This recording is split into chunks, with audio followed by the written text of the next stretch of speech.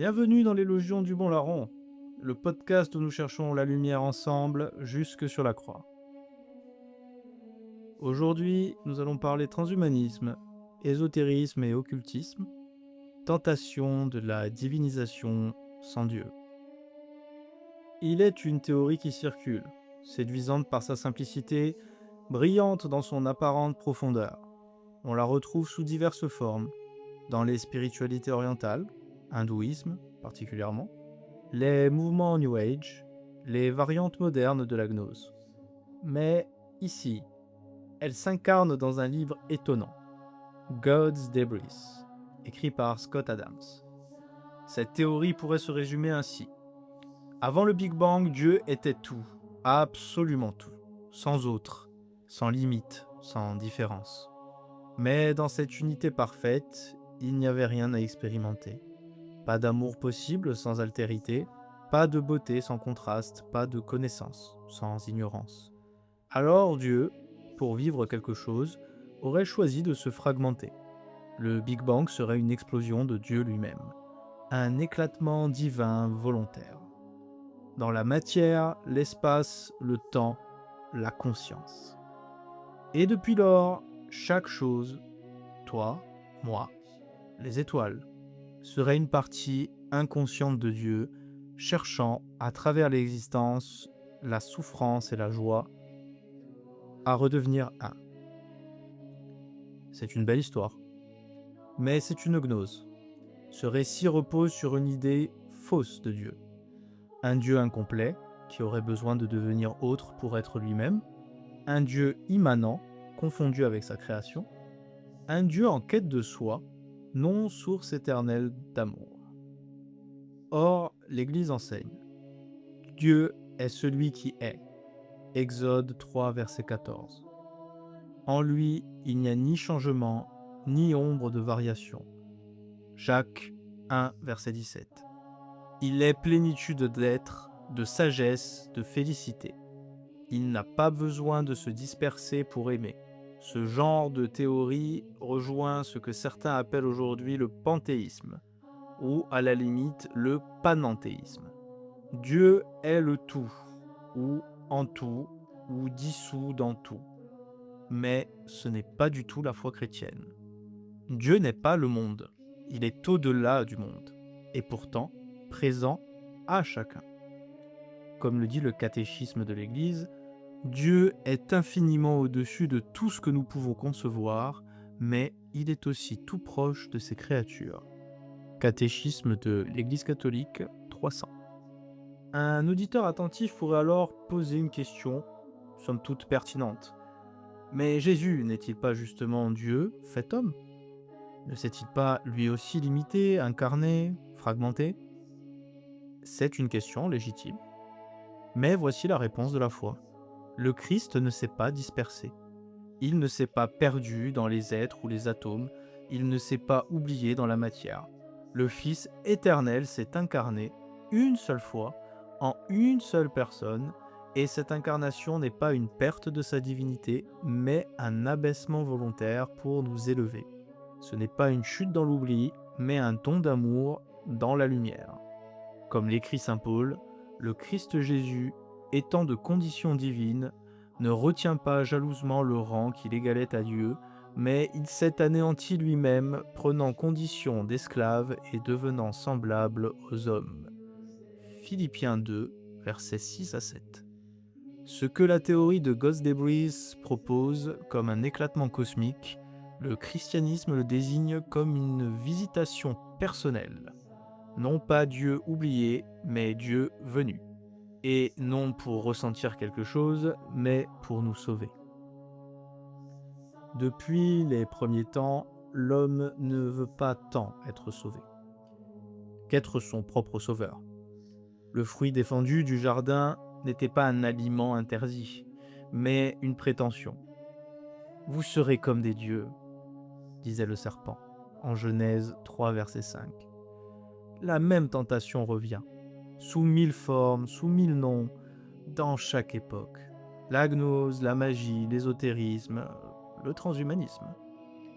Toutes ces voies proposent un chemin où l'homme s'élève sans passer par la croix. Et c'est toujours le même mensonge, le même que celui que Lucifer dans le livre d'Isaïe. Je monterai au sommet des nues, je serai semblable au Très-Haut. Isaïe 14, verset 14. C'est la foi en l'ascension sans abaissement, en la lumière sans feu purificateur, en la divinisation sans le Christ, Sauveur. Et pourtant, tout l'Évangile crie l'inverse. Si quelqu'un veut me suivre, qu'il se renie lui-même, qu'il prenne sa croix et qu'il me suive. Matthieu 16, verset 24. Le salut sans la croix n'est pas un salut, c'est une fuite. La gnose, hier comme aujourd'hui, prétend que le mal est une illusion, que le monde est une prison et que le salut vient de la connaissance supérieure. Mais c'est oublier que la vérité libère, par la vérité de l'amour. Aujourd'hui, ce rêve se recompose dans les laboratoires, les conférences TED, les réseaux de pouvoir technologique. On ne parle plus d'éveil intérieur ou de chakras subtils, mais de puces, de cryogénie, d'implants, de conscience augmentée, de singularité. Et pourtant, le rêve est le même. Ne pas mourir, se hausser seul, ne pas dépendre. Surtout, ne pas dépendre. Mais le Christ dit « Sans moi, vous ne pouvez rien faire ». Jean 15, verset 5. Et l'Église le répète, génération après génération. L'homme n'est pas son propre rédempteur. Il ne se sauve ni par le savoir, ni par les rituels, ni par la technique. Il est sauvé par la croix, par l'abaissement de Dieu et par l'acceptation d'être aimé sans mérite. Il y a des livres qu'un chrétien ne peut lire sans prière, non parce qu'ils sont vides, mais parce qu'ils sont pleins d'un feu inversé. L'arbre aux 1000 racines de Pierre Manoury fait partie de ces livres. Manoury est un occultiste célèbre, français. On y entre comme dans un temple païen. Le langage y est précis, la technique détaillée et la promesse limpide. Transformer l'homme sans Dieu. L'un des concepts centraux de Manoury, c'est celui du double. Un être intérieur construit par volonté propre, façonné par la répétition, l'intention, la technique magique. Écoutons les mots de Manoury. Le double est un être né d'un acte de volonté, dans lequel l'individu projette une image idéalisée de lui-même, plus tard capable d'exister sans son créateur. Manoury, L'arbre aux 1000 racines, volume 2. Ce double peut voir à travers l'espace, survivre à la mort, dialoguer avec son créateur, s'émanciper. Et cela par une série d'exercices énergétiques, de rituels mentaux, de codification interne. Le mage agit sur le temps, le corps, l'espace, non par la foi, mais par la construction. C'est ici que la ressemblance devient glaçante, car ce que Manoury appelle double est ce que le transhumanisme appelle aujourd'hui avatar numérique, jumeau digital, conscience téléchargeable, émulation cognitive. Dans les laboratoires, on tente d'encoder l'esprit, de le copier, de l'externaliser, de le stabiliser dans la machine. Pas pour l'aimer, mais pour le faire survivre. Le mage façonne son double, le transhumanisme code son esprit. Mais dans les deux cas, le corps est dépassé, la mort est contournée et le salut devient un effet de maîtrise. Écoutons encore ces phrases. Le double n'est pas un fantasme, c'est une structure énergétique reproductible qui peut être éveillée, nourrie, puis laissée vivre. Toujours Pierre Manoury, dans L'arbre aux 1000 racines, volume 2. Cela pourrait être le discours d'un ingénieur du MIT parlant d'une IA biomimétique, à quelque chose près. Mais pour le chrétien, cette structure est une illusion de puissance, une parodie de l'âme, un artefact sans souffle. L'âme humaine n'est pas une construction, Elle est créée directement par Dieu à la naissance de chacun. Libre, irréductible, non duplicable. Le catéchisme enseigne: l'âme est la forme spirituelle du corps, elle est immortelle et indivisible. Catéchisme de l'Église catholique 366. Et aucun rituel, aucun code, aucun dispositif ne peut en créer une autre ou la copier. Voilà le cœur du mensonge. Le double magique, comme l'avatar numérique, prétend sauver ce qui n'est pas lui. Il imite, il mime, mais il ne rédempte pas. Le transhumanisme et la magie opérative sont deux langages, mais une même logique: s'élever sans s'agenouiller. Et le Christ regarde cela en silence, lui qui n'a rien codé, rien invoqué, mais a tout donné. Il ne crée pas de double, il donne son corps, son sang, son âme, son esprit, sa divinité, sur la croix. Il y a des chemins que tout semble opposer. Et effectivement ici, nous avons le mage drapé de symboles qui invoque les forces invisibles et le technicien en blouse blanche qui programme des lignes de code. Pourtant, ils avancent dans la même direction, car l'un comme l'autre pense que l'univers est manipulable, neutre, domptable, configurable. Le mage croit à la neutralité des rituels, le transhumaniste croit à la neutralité des technologies. Mais ce qui les unit, c'est une foi commune. Le monde est un outil, il suffit de bien le manier. Chez Pierre Manoury, cette vision est explicite.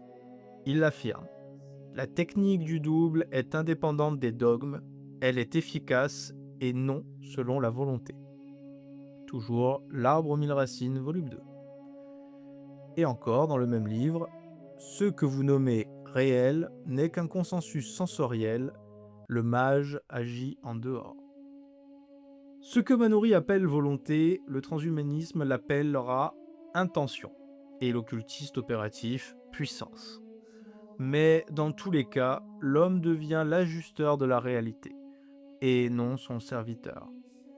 Cette logique a un nom ancien: la magie naturelle, celle qui prétend user des lois du monde comme d'un clavier, et cette magie, qu'elle soit hermétique ou algorithmique, rejette l'adoration, rejette la dépendance et rejette la croix. Le catéchisme avertit: toute pratique qui prétend asservir des puissances ou manipuler le réel en dehors de la foi au Dieu unique est gravement contraire à la vertu de la religion. Cela vaut pour les incantations comme pour les illusions d'un progrès neutre. Car rien n'est neutre dans le domaine du salut, ni la matière, ni l'intention, ni la volonté. Et c'est ici que se révèle la grande filiation cachée. Le transhumanisme est une magie devenue scientifique, et l'occultisme une technologie de l'invisible. Deux langues, même syntaxe. L'homme qui refuse d'adorer cherche toujours à contrôler, à maîtriser, à posséder. Mais peut-on aimer ce que l'on contrôle? Peut-on être sauvé parce que l'on a construit soi-même? Peut-on naître d'en haut en creusant plus profond en soi? La neutralité n'existe pas. Il n'y a que des chemins qui montent vers la lumière ou qui s'en détournent. Le transhumanisme ne sera jamais qu'un miroir de la magie, et la magie une promesse inversée de l'évangile. Car là où le Christ dit « Donne ta vie et tu la sauveras », Luc 9, verset 24, le monde lui répond « Améliore-la, augmente-la, télécharge-la ». Mais ce n'est pas la vie qui a augmenté, c'est l'orgueil. Et voici la confirmation dans les mots d'un des plus célèbres transhumanistes de notre temps, Ray Kurzweil, qui déclare: je crois que d'ici 2045, nous serons capables de téléverser notre esprit dans le cloud, nous serons essentiellement immortels tout en continuant à évoluer. Interview, The Guardian, 2014. Depuis toujours, l'homme a peur de mourir, mais aujourd'hui, il ne prie plus pour vivre, il programme pour ne pas mourir. Le transhumanisme, nous l'avons vu, comme la magie opérative, promet la survie de soi. Non par grâce, mais par prolongement technologique. Ce que le mage faisait avec des rituels, le chercheur le tente avec des implants, des serveurs, des casques neuronaux et des milliards de lignes de code. Pierre Manoury, dans ses textes, décrit un double magique nourri, éveillé, projeté et capable de persister après la mort. Il dit, dans L'Arbre aux mille racines, volume 2, « Le double peut atteindre un degré d'autonomie tel qu'il survivra à la désintégration de la personnalité originelle. » Et en parallèle, voici ce que dit Martin Rothbald, transhumaniste notoire, à propos des clones numériques de conscience. Les mind clones sont des répliques mentales de nous-mêmes. Ils nous survivront, nous représenteront, penseront avec notre voix. C'est une forme d'immortalité. In Virtual Man, 2014. Le langage est différent, mais le projet est le même. Tromper la mort. Mais il y a une erreur centrale.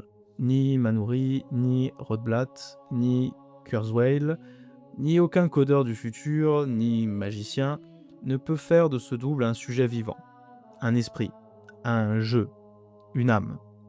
Car la conscience n'est pas une donnée transférable, elle est le souffle de Dieu. Alors le Seigneur Dieu forma l'homme de la poussière du sol et souffla dans ses narines un souffle de vie, et l'homme devint un être vivant. Genèse 2, verset 7. On peut copier un style, simuler une réponse, imiter une mémoire, mais on ne télécharge pas l'âme. Le transhumanisme est un projet sans résurrection, une éternité sans amour, un prolongement sans conversion. Il promet une immortalité statique, mais pas la vie éternelle. Car la vie éternelle dans l'Évangile n'est pas un état, c'est une relation. La vie éternelle, c'est qu'ils te connaissent, toi, le seul vrai Dieu, et celui que tu as envoyé, Jésus-Christ. Jean 17, verset 3. Manoury donne naissance à un double, Rothblatt a un mind clone, Kurzweil rêve de conscience dans le cloud, mais aucun de ces enfants de l'ego ne peut dire « Père, entre tes mains, je remets mon esprit ». Car seule l'âme confiée à Dieu entre dans la lumière, tout le reste n'est que pâle reflet, écho, simulation. Voilà, le mage et l'ingénieur, deux visages, une seule tentation. Le mage croit qu'il peut modeler l'invisible, l'ingénieur qu'il peut reprogrammer le vivant, mais tous deux rêvent d'un monde sans dépendance, sans besoin d'un père, sans soumission à la croix. Pierre Manoury, dans L'Arbre aux mille racines, écrit sans détour. Le mage devient un être souverain, libre des conditionnements religieux ou biologiques, capable d'agir par sa seule intention sur le réel. Et de l'autre côté du miroir, le transhumanisme s'exprime dans la voix de Yuval Noah Harari, auteur de Homo Deus, qui déclare « Nous sommes désormais en train de devenir divins, non pas dans une métaphore poétique, mais au sens littéral du pouvoir de créer et de détruire la vie. » Homo Deus, 2016. Harari dit ce que Manoury dit aussi. L'un théorise l'homme-dieu, l'autre l'entraîne avec des lignes de code. Mais l'orgueil ici est le même.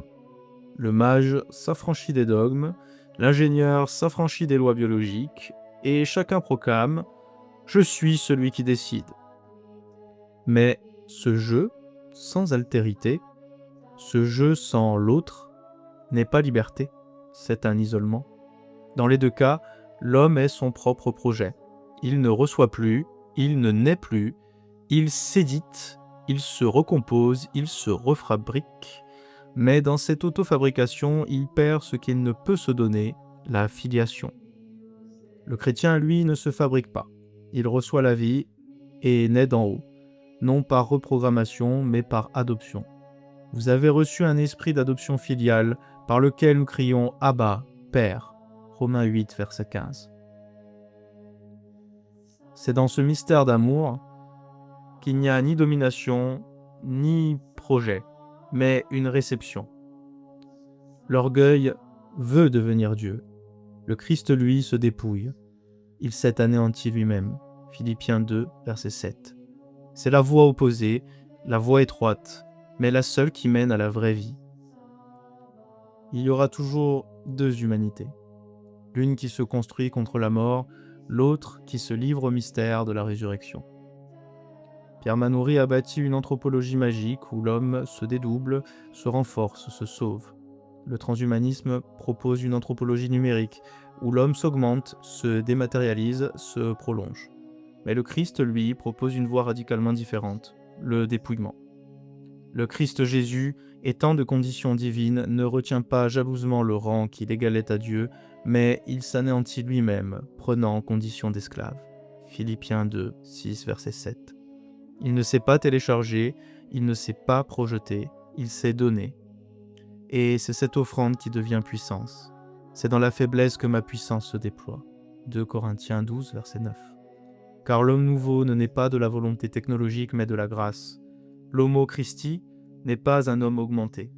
C'est un homme converti, non pas fusionné avec la machine, mais habité par l'Esprit Saint.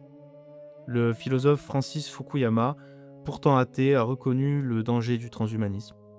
Le transhumanisme est l'idéologie la plus dangereuse du monde, car elle détruit l'idée même de nature humaine. Our Post-Human Future, 2002. Et il a raison. Si l'homme n'est plus reçu comme don, il devient produit. Et ce qui est produit peut être vendu, modifié, jeté, reprogrammé. Mais dans le Christ, l'homme est fils, non pas outil, non pas expérience, mais aimé dès avant la fondation du monde.